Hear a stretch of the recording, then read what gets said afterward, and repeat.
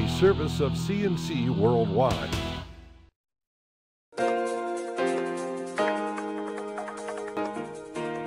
The Daily is a service of CNC and Jib Jab greetings. I'm Bud Lowell. Your full AccuWeather forecast is always on top of your CNC local page.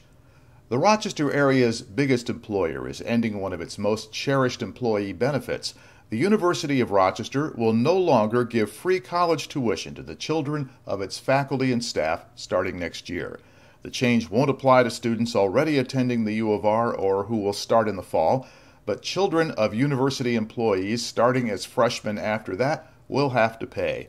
They'll still be getting a considerable discount. Instead of the University of Rochester's regular tuition, they'll pay the same rate charged at State University of New York four-year schools.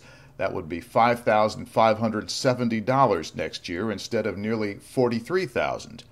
Under the old free tuition policy, students had to be children of full-time faculty or staff who had worked at the university at least 10 years, and they had to get in through the regular acceptance process. The university says it was a benefit that cost a lot of money for a small number of employees. Last year, 215 students got free tuition to the University of Rochester under the program.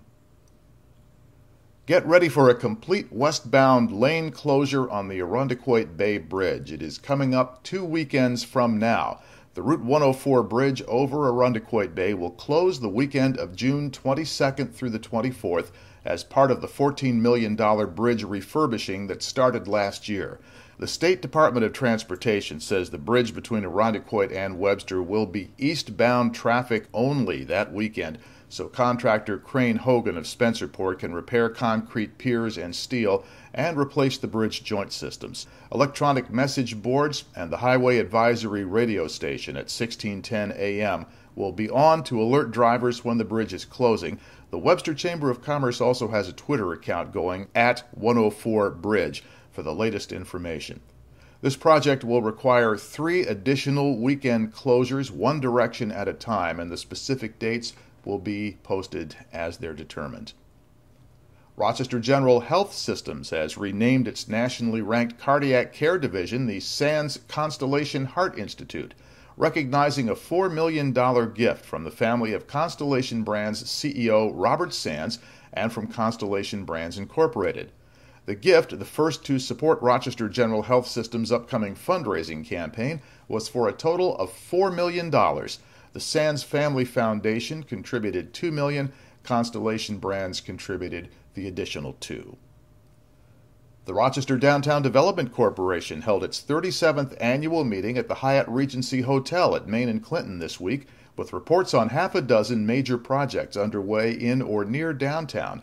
RDDC says more than $535 million worth of projects are announced and under active development. So it billed this year's annual meeting as Downtown Rising.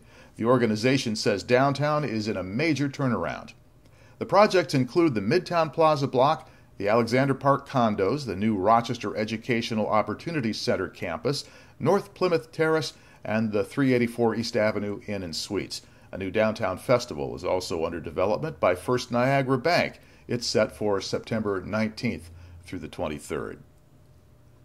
The Brockport Central School District has named a new superintendent. Board of Education President Thomas Langolotti sent a letter to parents and teachers notifying them that Dr. Leslie Myers will begin her duties as superintendent in early July, pending contract negotiations.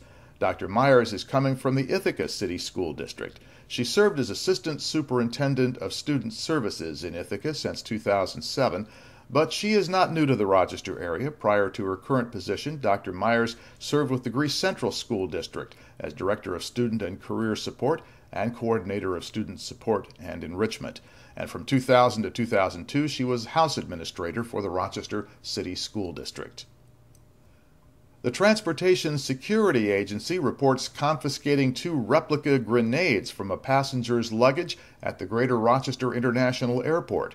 Flights weren't affected, but the TSA called sheriff's deputies and the bomb squad after finding the devices during a security check. Employees were evacuated from the airport baggage room as a precaution until it was determined that the grenades were inert. The male passenger surrendered the replicas to the TSA, and he had been booked on a flight to Atlanta. On this page, you can find links to these and other stories. At the bottom, links for you to use. Post your news updates, sports, and salutes directly to us. Next news as it happens, updates when necessary. I'm Bud Lowell, CNC News.